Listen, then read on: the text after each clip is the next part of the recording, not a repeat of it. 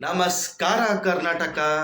ಒಟ್ನಲ್ಲಿ ನಿಜ ಹೇಳ್ತೀನಿ ಗುರು, ತಾಯಿಯಾಗಿ ಹೆಂಡತಿಯಾಗಿ ಎಲ್ಲ ಥರನೂ ಹಾರೈಸುವ ಹೆಣ್ಣಿಗೆ ನಿಜವಾಗ್ಲೂ ಗೌರವ ಕೊಡಲೇಬೇಕು. ಮತ್ತು ಇನ್ನೊಂದು ವಿಷಯ ಏನಪ್ಪ ಅಂದರೆ, ದರ್ಶನ್ ಅವರ ಮಡದಿ ವೈಫ್ ಏನಿದ್ದಾರೆ ನಿಜವಾಗ್ಲೂ ಅದ್ಭುತದಲ್ಲಿ ಅದ್ಭುತ. ಇಂಥ ಹೀನಾಯ ಪರಿಸ್ಥಿತಿ ಗಂಡನಿಗೆ ಬಂದಿದೆ, ತುಂಬ ಕಪ್ಪು ಚುಕ್ಕಿ ಇದೆ.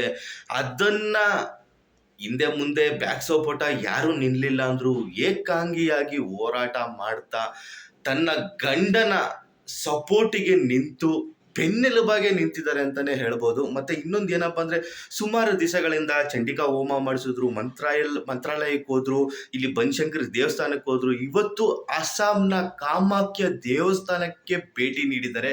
ಒಂದು ದುಷ್ಟ ಶಕ್ತಿಯಿಂದ ಈ ಒಂದು ಅವಾಂತರಗಳು ಆಗಿದೆ, ಅದನ್ನ ಒಂದು ಸಂಹಾರ ಮಾಡಬೇಕು ಅನ್ನೋ ನಿಟ್ಟಿನಲ್ಲಿ ಟೆಂಪಲ್ ರನ್ ಮಾಡ್ತಿದ್ದಾರೆ.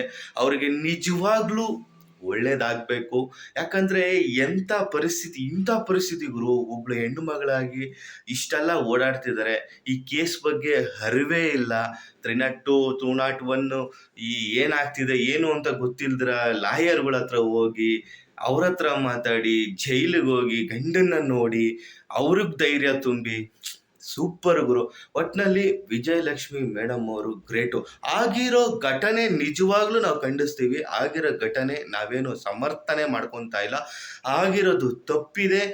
ಆ ತಪ್ಪಿನ ಅರಿವು ಆಗಬೇಕು ಅನ್ನೋದು ನಮ್ಮ ಉದ್ದೇಶ. ಮುಂದಕ್ಕೆ ಈ ಥರ ಪರಿಸ್ಥಿತಿ ಯಾವತ್ತೂ ಬರಬಾರ್ದು. ಹಾಗೆ ವಿಜಯಲಕ್ಷ್ಮಿ ಅವರ ಬಗ್ಗೆ ನೀವೇನು ಹೇಳೋದಕ್ಕೆ ಇಷ್ಟಪಡ್ತೀರಾ ಅದನ್ನು ಕಾಮೆಂಟ್ ಬಾಕ್ಸಲ್ಲಿ ತಿಳಿಸಿ. ಹಾಗೆ ಈ ಒಂದು ವಿಡಿಯೋನ ಆದಷ್ಟು ಶೇರ್ ಮಾಡಿ. ನಮಸ್ಕಾರ.